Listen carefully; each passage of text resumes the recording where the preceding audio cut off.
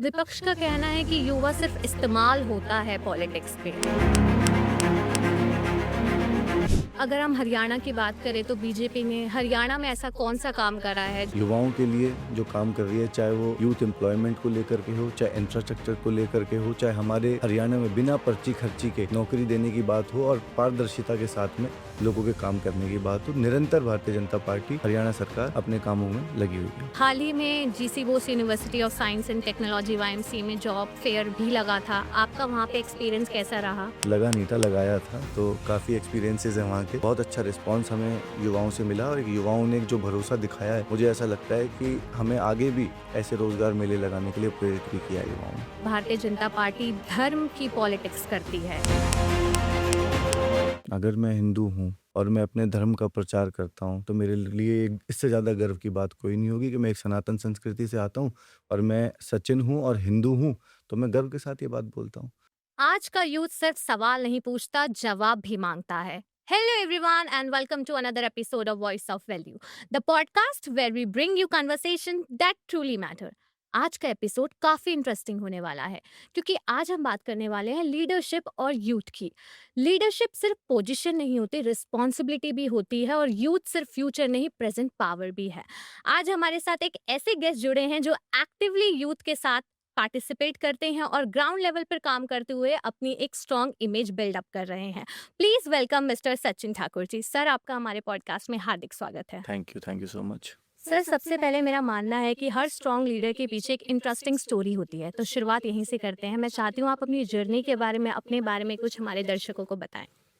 देखिए, मैं 2014 से भारतीय जनता पार्टी से जुड़ा हुआ हूँ और 2014 में पहली बार माननीय मोदी जी के नेतृत्व में मैंने भारतीय जनता पार्टी को ज्वाइन करा। उसके बाद मैंने 2016 में एज अ डिस्ट्रिक्ट सेक्रेटरी के पद पर मैंने काम करा यूथ के लिए। उसके बाद मैंने वाइस प्रेसिडेंट के दायित्व को निभाया, फिर उसके बाद मैंने जनरल सेक्रेटरी और अभी मैं डिस्ट्रिक्ट प्रेसिडेंट फरीदाबाद बीजेवाईएम को।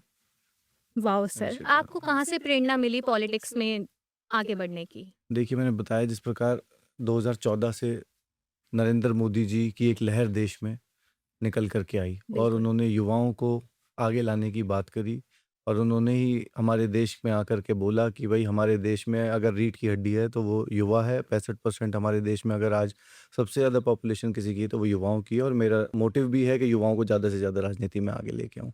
तो बस वहीं से प्रेरणा मिली और आगे निकल पड़े। सर, मैं आपकी बात से बिल्कुल सहमत हूँ, पर आज का युवा डरता भी है। उनको लगता है ये रिस्की है काफ़ी पॉलिटिक्स के अंदर जाना। आपका क्या मानना है, क्या इसमें रिस्क है? देखिए, मैं भी युवा हूँ, तो मैं भी बिल्कुल, इस सोच को पहले रखता था कि भई राजनीति में जाने का मतलब है कि अपने आप को दलदल में डालना। बिल्कुल, राजनीति में जाएँगे तो हमारे ऊपर आरोप-प्रति-आरोप भी लगेंगे। हमारी सोच को एक टारगेटेड सोच बताया जाएगा कि आप कमाने की राजनीति, आप पैसे कमाने के लिए और आप मतलब करप्शन के लिए राजनीति में आया है व्यक्ति। बट बिल्कुल। ये गलत है, जब तक आज का युवा राजनीति में नहीं आएगा, राजनीति के हालात और राजनीति की जो एक मतलब परिकल्पना है वो नहीं चेंज होगी। सर, जब आप शुरुआत में पॉलिटिक्स में गए थे तो क्या स्ट्रगल्स फेस करने के लिए मिले? आपने उनका सामना कैसे करा या सब ईज़ी पीज़ी था? राजनीति में आज के युग में युवाओं के लिए बहुत महत्वाकांक्षा है, मतलब युवाओं को भी है और पार्टी को भी है युवाओं बिल्कुल, से। तो आज भारतीय जनता पार्टी का जो मोटिव है ना वो युवाओं को ज़्यादा से ज़्यादा आगे लेके आने का है। अभी बिल्कुल। आप देखेंगे कि मतलब बीजेपी के जो राष्ट्रीय अध्यक्ष हैं वो भी एक यूथ विंग से मतलब युवा मोर्चा से निकल करके आज मेन भाजपा के हाँ जी। राष्ट्रीय अध्यक्ष हैं और दुनिया की विश्व की सबसे बड़ी पार्टी के अध्यक्ष हैं इतनी कम आयु में। तो हमारी पार्टी निरंतर युवाओं को नए अवसर दे रही है। बीजेपी का ऐसा कौन-सा लीडर है जो आपको सबसे ज़्यादा प्रेरित करता है, जिससे आप इंस्पायर सबसे ज़्यादा होते हैं? माननीय अटल जी। क्यों? देखिए, माननीय अटल जी की जिस प्रकार की उनकी सोच थी, मात्र 1 वोट से उन्होंने अपनी सरकार ना बनने दी, मतलब त्याग कर दिया अपनी सरकार का। ऐसी सोच रख कर के देश के लिए काम करने की सोच रखते हुए, अपने लिए ना सोच करके देश के लिए सोच करके काम करने वाले लीडर थे, वो विज़नरी लीडर थे और उन्होंने मुझे भी काफ़ी प्रेरित करा है अपनी बातों से, अपनी कविताओं से। आप कविता सुनने का शौक रखते हैं? नहीं, 2-4 अटल जी की कविताएँ हैं जिनको सुनता भी हूँ, याद भी करता हूँ, तो एक आध अ, क कट कविता अटल जी की याद है बस। अगर हम हरियाणा की बात करें तो बीजेपी ने हरियाणा में ऐसा कौन-सा काम करा है जो आपको प्रभावित करता है? देखिए, निरंतर हरियाणा में भारतीय जनता पार्टी की सरकार युवाओं के लिए जो काम कर रही है, चाहे वो यूथ एम्प्लॉयमेंट को लेकर के हो, चाहे इंफ्रास्ट्रक्चर को लेकर के हो, चाहे हमारे हरियाणा में बिना पर्ची खर्ची के नौकरी देने की बात हो और पारदर्शिता के साथ में लोगों के काम करने की बात हो, निरंतर भारतीय जनता पार्टी, हरियाणा सरकार अपने कामों में लगी हुई है। हाल ही में GC Bose university of science and technology YMCA में जॉब फेयर भी लगा था। आपका वहाँ पे एक्सपीरियंस कैसा रहा? कुछ आप शेयर करना चाहेंगे, कुछ अच्छी ल याद? लगा नहीं था, लगाया था, तो काफ़ी एक्सपीरियंसेस हैं वहाँ के और 2 ढाई महीने हमारी मेहनत रही वहाँ पे पूरी बीजेवाईएम टीम की। तो बहुत अच्छा रिस्पॉन्स हमें युवाओं से मिला और युवाओं ने एक जो भरोसा दिखाया है, मुझे ऐसा लगता है कि हमें आगे भी ऐसे रोज़गार मेले लगाने के लिए प्रेरित भी किया है युवाओं ने।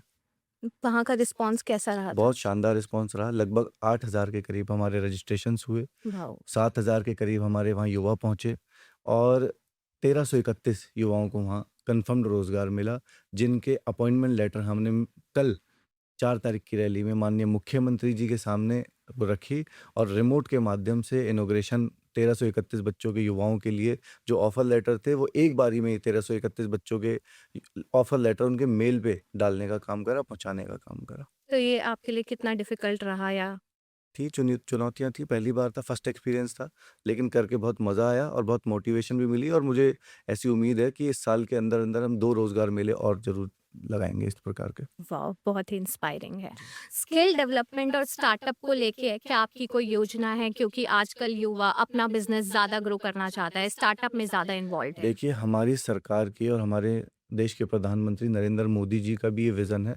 उसी विज़न के साथ हम भी काम कर रहे हैं कि युवाओं को ज़्यादा से ज़्यादा स्टार्टअप के लिए मोटिवेट करना, युवाओं को नौकरी के लिए मोटिवेट नहीं करना, नौकरी देने के लिए मोटिवेट करना। इसी से हमारा देश आगे बढ़ेगा, देश का युवा आगे बढ़ेगा और सशक्त भी बनेगा। विपक्ष का कहना है कि युवा सिर्फ इस्तेमाल होता है पॉलिटिक्स पे। आपका इस पे क्या कहना क्योंकि है? विपक्ष ने निरंतर युवाओं को इस्तेमाल करा है। इसलिए उनकी ये सोच है, ये धारणा है, लेकिन हमारे देश के प्रधानमंत्री जी ने युवाओं को आगे लाने का काम करा, जिसमें से एक मैं भी हूँ, आपके सामने बैठा हूँ। बिल्कुल, बिल्कुल आपने सही कहा। कुछ ऐसी बात जो आप युवाओं को बताना चाहेंगे, जो युवा कन्फ्यूज़्ड होते हैं कि कांग्रेस को सपोर्ट करें या बीजेपी को करें या अन्य पार्टी को मैं करें? बिल्कुल कन्फ्यूज़न दूर करना चाहता हूँ इस बात को लेकर के युवाओं की। प्लीज़। आप उस पार्टी को सपोर्ट करिए, जिसके लिए पहले देश हो, फिर पार्टी हो और बाद में तीसरे नंबर पे खुद हो। ऐसी पार्टी को सपोर्ट मत करिए जिसके लिए परिवार पहले हो, खुद फिर हो और देश बाद में हो। तो ये भारतीय जनता पार्टी है जो पहले देश के लिए सोचती है, फिर पार्टी के लिए सोचती है और फिर खुद व्यक्ति के लिए सोचती है। इसलिए भारतीय जनता पार्टी से जुड़िए। बिल्कुल, बिल्कुल आपने सही कहा, पर कांग्रेस का ये भी कहना है कि भारतीय जनता पार्टी धर्म की पॉलिटिक्स करती है। इस एलिगेशन के बारे में आप क्या कहना चाहेंगे? अगर मैं हिंदू हूँ और मैं अपने धर्म का प्रचार करता हूँ, तो मेरे लिए इससे ज़्यादा गर्व की बात कोई नहीं होगी कि मैं एक सनातन संस्कृति से आता हूँ और मैं सचिन हूँ और हिंदू हूँ, तो मैं गर्व के साथ ये बात बोलता हूँ। तो हमारी पार्टी भी इसके लिए मोटिवेशन करती है कि भाई हम हिंदू हैं और हिंदू हृदय सम्राट देश है हमारा, तो क्यों ना हम इसकी बात करें। बिल्कुल, बिल्कुल आपने सही कहा। मिस्टर नरेंद्र मोदी जी का कौन-सा स्टाइल आपको सबसे ज़्यादा प्रेरित करता है? किससे आप इंस्पायर होते हैं? क्या ऐसी इंस्पिरेशन आपने अंदर डेवलप करी है उनकी वजह से? देखिए, हमारे देश का हर युवा आज मोदी जी से इंस्पायर्ड है। बट बिल्कुल। अगर फरीदाबाद विज़नरी लीडर की बात करें हम तो इसमें विपुल गोयल जी हैं। विपुल गोयल जी ने फरीदाबाद के युवाओं को बड़े स्तर पे मोटिवेट करा है, चाहे वो देश का सबसे बड़ा ऊँचा झंडा शहर में लगाकर करा हो, चाहे लाखों पौधे देश में फरीदाबाद में लगा कर के करा हो। ऐसे विभिन्न कार्यों से भी अपना विपुल जी ने भी युवाओं को फरीदाबाद में प्रेरित करा है। युवा भरोसा नहीं कर पाता सरकार पर। इसके बारे में आप क्या कहना चाहेंगे? कैसे युवाओं का भरोसा जीता जाए? देखिए, आज का युवा जागरूक है। बिल्कुल, हाँ जी। आज का युवा को बस आप लोगों ने सही डायरेक्शंस देनी है, सही हुँ, डायरेक्शंस में उसको लेकर के जाना है। उसको आज सोशल मीडिया का युग है, हुँ, उसे पॉजिटिव सोशल मीडिया के युग में लेकर के जाना है, ना कि नेगेटिव सोशल मीडिया के। आजकल कंट्रोवर्सी में जो युवा फंस रहे हैं, मैं हुँ। उनसे ये आग्रह करूंगा कि अपना समय खराब ना करें, अपने लिए और अपने देश के लिए कुछ ऐसा करें कि वो स्वर्णिम अक्षरों में देश के लिए और आपके लिए लिखा जाए। बिल्कुल, तो ऐसी कुछ बातें जो आप बताना चाहेंगे कैसे सोशल मीडिया का दुरुपयोग हो रहा है युवा की साइड से? देखिए, आज सोशल मीडिया एक ऐसा प्लेटफ़ॉर्म बन चुका है, जहाँ से युवा अपने रोज़गार स्थापित कर चुके हैं। जहाँ नए आयाम स्थापित कर चुके हैं। आप किसी को भी उठा करके देखिए, तो उसको भी पॉज़िटिव वे में यूज़ करें इसी प्रकार से। उसको एक मतलब गलत वे में यूज़ ना करें। मेरा कहने का मतलब है कि अगर आज सोशल मीडिया रोज़गार का माध्यम बन चुका है, तो उस रोज़गार को भी पॉज़िटिव कंटेंट के साथ यूज़ करें, नेगेटिव कंटेंट के साथ यूज़ ना करें। बिल्कुल, बिल्कुल। आपका 2026 से 2030 के बीच में कुछ फरीदाबाद को लेके विज़न है, जो आप हमारे साथ शेयर करना चाहेंगे? बिल्कुल, मेरा विज़न है कि ज़्यादा से ज़्यादा फरीदाबाद का यूथ स्किल्ड हो, एम्पावर्ड हो और ज़्यादा से ज़्यादा सशक्त हो, आत्मनिर्भर हो। किसी के ऊपर निर्भर ना हो, खुद के ऊपर निर्भर हो। मेरी ये सोच है कि फरीदाबाद का युवा आत्मनिर्भर युवा हो। आपको क्या लगता है युवा अगर आज बेरोज़गार है, तो उसका मेन कारण है क्या? मैं ना इसको बेरोज़गार नहीं कहूँगा, मैं ये हुँ, कहूँगा कि स्किल की थोड़ी-सी कमी है। एजुकेशन कंप्लीट है, लेकिन स्किल की कमी है। आज जो युग है ना, वो स्किल का है। बिल्कुल। एजुकेटेड होना आपको कंपल्सरी है, बट आपके अंदर स्किल होना बहुत इम्पोर्टेंट है। तो आज जब मैंने ये जॉब फेयर लगाया, इसमें निकल कर के आई चीज़ें। डिजिटल मार्केटिंग के लिए बहुत रिक्वायरमेंट आई, एआई से रिलेटेड बहुत रिक्वायरमेंट आई। तो मतलब मुझे ऐसा लगा कि बच्चों को अब आज के युवा को मतलब स्किल्ड होना पड़ेगा। आज एआई का युग आ चुका है, आज हुँ। थोड़ा-सा एडवांस होना पड़ेगा बच्चों को। तो निरंतर मुझे ऐसा लगता है कि कोई रोज़गार की कमी नहीं रहेगी आने वाले समय में। स्किल डेवलपमेंट में कैसे-कैसे सुधार आ सकता है? स्किल डेवलपमेंट के लिए निरंतर हमारी सरकार प्रयासरत है। चाहे हम फरीदाबाद की बात करें, स्किल डेवलपमेंट यूनिवर्सिटी विश्वकर्मा दूधौला में जो सरकार ने हमारी ने खोली, माननीय विपुल गोयल जी के अथक प्रयासों से वो यूनिवर्सिटी ओपन हुई। वहाँ अलग-अलग प्रकार के स्किल डेवलपमेंट कोर्सेज़ सरकार फ्री ऑफ कॉस्ट कराती है। ऐसे ही हमने छोटे-छोटे सेंटर्स बना रखे हैं पूरे देश में, जहाँ बच्चों को छोटी-छोटी स्किल्स वहाँ पे सिखाई जाती हैं। इन्हीं की जानकारी हम ज़्यादा से ज़्यादा फरीदाबाद के युवाओं तक भी पहुँचाएँगे। आपके अकॉर्डिंग धर्म और पॉलिटिक्स क्या अलग-अलग हैं या फिर इसको ज़्यादा बढ़ा-चढ़ा कर दिखाया जाता है मीडिया में या अपोज़िशन की तरफ से? देखिए, धर्म सबका अपनी-अपनी जगह है। बिल्कुल। चाहे वो क्योंकि जिस मनुष्य ने जिस जाति में, जिस समाज में जन्म लिया है, उसकी महत्वाकांक्षाएँ उसके लिए बहुत होती हैं। लेकिन मैं फिर वही कहूँगा क्योंकि हम हिंदू हैं, तो इस बात पे गर्व करते हैं और अपनी सनातन संस्कृति पे गर्व करते हैं, उसे आगे बढ़ाने का काम करते हैं। एक शब्द में आपके लिए राजनीति क्या है? सेवा। ऐसा कोई लीडर जो आप चाहते हैं कि मैं उसकी तरह बनूँ या उस लेवल तक पहुँचूँ? माननीय अटल जी।